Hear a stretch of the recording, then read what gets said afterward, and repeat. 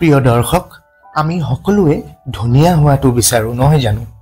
সকলোৱে বিচাৰো আমাৰ মুখখন বগা আৰু উজ্জ্বল হোৱাটো। কিন্তু সকলোৰে আশা জানো পূৰণ হোৱা সম্ভৱ? নিশ্চয় সম্ভৱ, যদি আপুনি সঠিক পদ্ধতিৰে ছালখন যত্ন ল'ব পাৰে। আপুনি বিচাৰে নেকি অতি সোনকালে আপোনাৰ মুখখন বগা আৰু উজ্জ্বল কৰি তুলিবলৈ? যদিহে বিচাৰে তেনেহ'লে এই ভিডিঅ'টো গুৰুত্ব সহকাৰে চাওক, কাৰণ আজিৰ এই ভিডিঅ'ত মই আপোনালোকক ছালখনক অতিকৈ উজ্জ্বল আৰু ধুনীয়া কৰি ৰাখিবলৈ এনে কিছুমান যাদুকৰী ঘৰুৱা উপাদানৰ কথা ক'ম, যাৰ ব্যৱহাৰে অতি সোনকালে আপুনি মনে বিচৰা ফলাফল পাব। নমস্কাৰ প্ৰিয় দৰ্শক, আপোনালোকে চাই আছে আপোনালোকৰ মৰমৰ চেনেল আমাৰ নিয়ম। ভিডিঅ'টো যদি ভাল লাগে নিশ্চয়কৈ ভিডিঅ'টোত এটা লাইক কৰি দিব, যিমান পাৰে ভিডিঅ'টো শ্বেয়াৰ কৰিব। লগতে আমাৰ নিয়ম চেনেলত যদি নতুনকৈ আহিছে চেনেলটো এতিয়াই ছাবস্ক্ৰাইব কৰি দিব।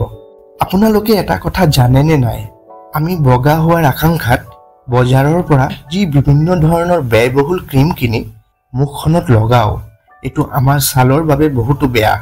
কাৰণ এই ক্ৰীমবোৰত বিভিন্ন ধৰণৰ কেমিকেলৰ প্ৰয়োগ হয় আৰু এই কেমিকেলবোৰ আমাৰ ছালৰ বাবে যথেষ্ট বেয়া। সেইবাবে আজিৰ পৰাই এইবোৰ লগোৱা বন্ধ কৰক। এতিয়া মই ক'বলৈ ওলাইছোঁ আপোনাৰ মনে বিচৰা ছালখনৰ বাবে অতি সহজতে পোৱা যাদুকৰী উপাদানসমূহৰ বিষয়ে। 1 নম্বৰ, খাদ্যৰ যত্ন ল'ব। হয় প্ৰিয় দৰ্শক, আপোনাৰ মুখখনৰ ৰং উজ্জ্বল কৰাৰ বাবে কেৱল বাহিৰৰ পৰাই নহয়, ভিতৰৰ পৰাও যত্ন লোৱা দৰকাৰ। কাৰণ আমাৰ ভিতৰখন যদি ধুনীয়া নহয় তেনেহ'লে বাহিৰত আপুনি যিমান দামী ক্ৰীমেই নলগাওক কিয় একো কামেই নহ'ব। সেইবাবে পোনপ্ৰথমে আমাৰ ভিতৰখন ডিটক্স কৰাটো অতিকৈ প্ৰয়োজন আৰু ইয়াৰ বাবে দৰকাৰ ভাল খাদ্যৰ। ভিটামিন আৰু মিনাৰেলছ যদি আপোনাৰ শৰীৰত সঠিক পৰিমাণে থাকে তেনেহ'লে আপোনাৰ মুখখন এনেই জিলিকি থাকিব। 2 নম্বৰ, নেমুৰ ব্যৱহাৰ। 1 চামুচ পানীত 2 চামুচ নেমুৰ ৰস আৰু 2 চামুচ মৌ মিহলাই এটা মিশ্ৰণ তৈয়াৰ কৰক। এইখিনিতে কওঁ, কাৰোবাৰ যদি মৌ সহ্য নহয় তেনেহ'লে মৌৰ সলনি আপুনি গ্লিচাৰিন ব্যৱহাৰ কৰিব পাৰে। তাৰপিছত এই মিশ্ৰণটো গোটেই মুখখনত লগোৱাৰ উপৰিও মুখত য'ত ক'লা দাগ আছে তাতো লগাওক। এই মিশ্ৰণটো 10 মিনিট ৰাখি পিছত পৰিষ্কাৰ পানীৰে মুখখন ধুই পেলাওক। এনেকুৱা আপুনি সপ্তাহত 2 বাৰ কৰিব। নেমুত ভিটামিন চি থাকে, যিয়ে আমাৰ ছালৰ সকলো ধৰণৰ দাগ নোহোৱা কৰাত সহায় কৰে। ফলত ছালখন পৰিষ্কাৰ হৈ পৰে আৰু ছালৰ শুকানতা দূৰ কৰাটো সহায়ক হয়, যাৰ বাবে ছালখন হৈ পৰে অতিকৈ উজ্জ্বল। নেমুত থকা ব্লিচিং গুণে ছালখন ভিতৰৰ পৰা দাগমুক্ত কৰি তোলে আৰু লগতে ৰ'দত পোৰা ক'লা দাগবোৰ সহজে নোহোৱা হয়। 2 নম্বৰ, হালধিৰ ব্যৱহাৰ। 1 চামুচ কেঁচা হালধি বা হালধি গুৰি লৈ তাত 2 চামুচ নেমুৰ ৰস মিহলাই এটা মিশ্ৰণ তৈয়াৰ কৰক। তাৰ পাছত মিশ্ৰণটো মুখত ভালকৈ লগাওক। ৰ'দৰ গৰমৰ বাবে ছালৰ যি অংশ ক'লা হৈ পৰিছে তাত ভালদৰে ব্যৱহাৰ কৰক। 15 মিনিট এনেদৰে ৰখাৰ পিছত কুহুমীয়া পানীৰে মুখখন ধুই পেলাওক। এইটো সপ্তাহত 2 বাৰকৈ ব্যৱহাৰ কৰক। এনেদৰে ব্যৱহাৰ কৰিলে 1 মাহৰ ভিতৰতে আপুনি ভাল ফলাফল পাবলৈ আৰম্ভ কৰিব।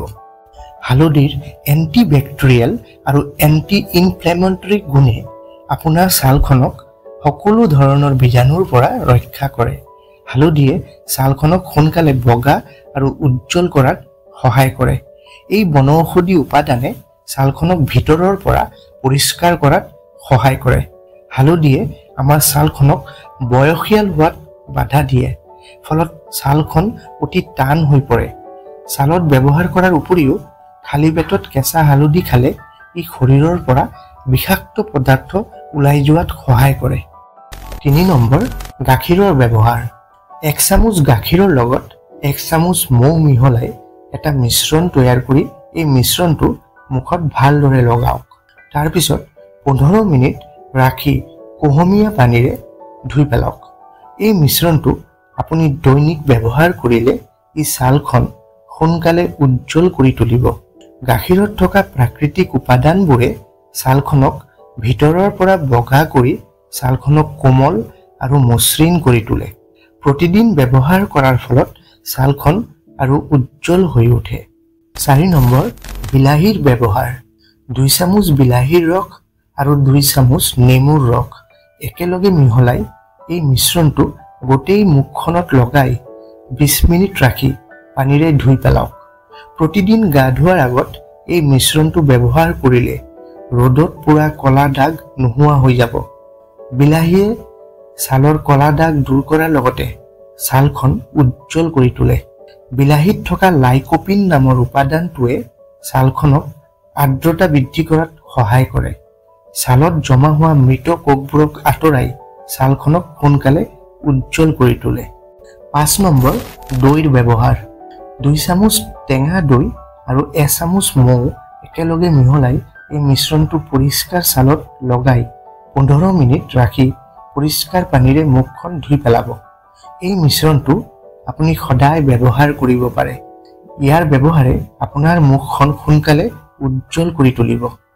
দৈয়ে আমাৰ ছালৰ সৰু সৰু ছিদ্ৰত জমা হোৱা মলি আঁতৰোৱাত সহায় কৰে, ফলত আমাৰ ছালখন গভীৰৰ পৰা পৰিষ্কাৰ হয়।